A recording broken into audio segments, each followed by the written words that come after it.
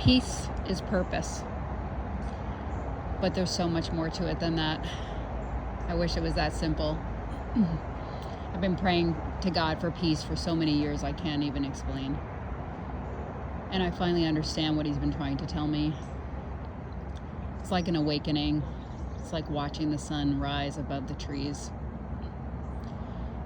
You are here for one thing in your life. God has given you everything you need to walk a predestined, predetermined plan. And it's up to you whether or not you walk it. If you do, your life will be fulfilled. You will be walking the way you were born to walk.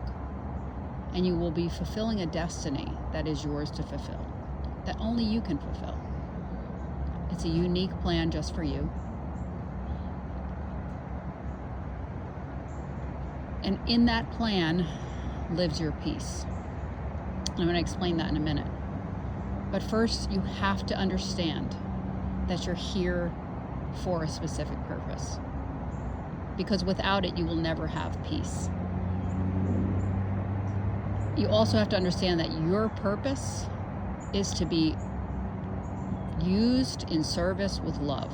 That's what you're here for. That energy is what's going to make the world better. Your energy, specifically your gifts, what you're here to do. You're supposed to take those gifts out into the world in service with love. That's it. Now let's talk about the world itself. We are in this world, but not of this world, Jesus said. Why is that? Because this world is chaotic. There's evil in this world. We see it every day. We wish we could live in a world without chaos. We wish we could live in a world without evil, but we don't. Why is that? The Bible tells us the answer to that. We have a choice to make. It goes back to the Old Testament in Deuteronomy 30:19. God says, I call heaven and earth to witness. I set this day before you. Therefore, choose life or death, blessings or curses. And then he goes on and gives us the answer. Choose life so that you and your descendants may live. Most people never make the decision whether or not to follow God or this world. Follow God and the blessed purpose that's within you, that you've been uniquely qualified for, or this chaotic world that's full of people who didn't choose or don't choose to follow God, don't choose to fulfill their purpose. And so there's chaos and there's evil and there's frustration and there's every negative emotion that's out there. Remember, the prince of this world is not Jesus. The prince of this world is Satan. You'll find that in the Gospel of John, where Jesus said that. But let's go back to purpose, okay? So now you've found your purpose. How do I deal with the chaos of this world? God gave us that answer too, and I gave that answer yesterday when God showed me so simply. Peace lives in acceptance of what is true. Now I said there's two questions that you have to ask when circumstances upset you. Number one, is this true? If something is true, you say yes, this is true. The next question you ask is this mine to change? If it's mine to change, then I create an action plan and I walk forward in peace, knowing that I have a plan to fix it or to help it. Or if it's part of my destiny, then I trust that God's going to help me on that path. I don't need to be angry. I don't need to be frustrated, to bitter, and all of those negative emotions. But here's the hard part. If it's true, yes. If it's not mine to change, then what? Then we have to accept.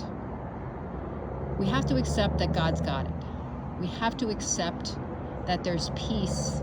That we have to accept that God has it, that we're not that powerful, and the peace comes from trusting. Well, we go back to our purpose, making the impact we're supposed to make. Now, what do most of us do? And I'm saying us. Most of us instead see a circumstance that's upsetting in the world, a circumstance that's true, and we live in anger, frustration, bitterness, resentment, every negative emotion. Let me ask you, do any of those negative emotions serve you or the world in a positive way?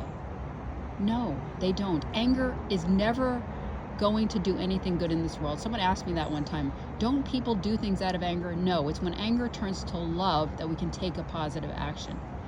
Any action taken out of anger is not a good step. So what are we saying here? The way to have peace in life is by walking the path that God intended for you to walk. Looking at the things around you that happen and accepting that there's things that you are powerless to change. We are not that powerful. Our power exists in trusting God. Our power exists in walking the path He set for us. Our power exists in the gifts that He gave to each of us. Our power exists in loving each other more. You will change the energy of this world through love, through being on purpose, through doing what He's calling you to do. Too many people are parking at the point of painful circumstances. I've been there, I understand. It's time to brush yourself off, to get up, to commit yourself to your purpose, and start walking. I hope this message has blessed you. If it has, please like it, share it. We need to get this message out in the world. Each one of us is supposed to make an impact positively on this world, but we will only do it if we walk with love, if we take our gifts in service out into the world, if we put blinders on somewhat to everything else. If you're reacting to everything that's happening in the world, I promise you're not going to fulfill your purpose. I know, I've tried. I'm 60 years old and I'm sitting here still, working to be a better person, to stay on my path, to stop falling off my path. I am on my path, but it's so easy to be distracted. This is the way you ignore the distractions and fulfill your purpose. Have a great day, everyone, and God bless you.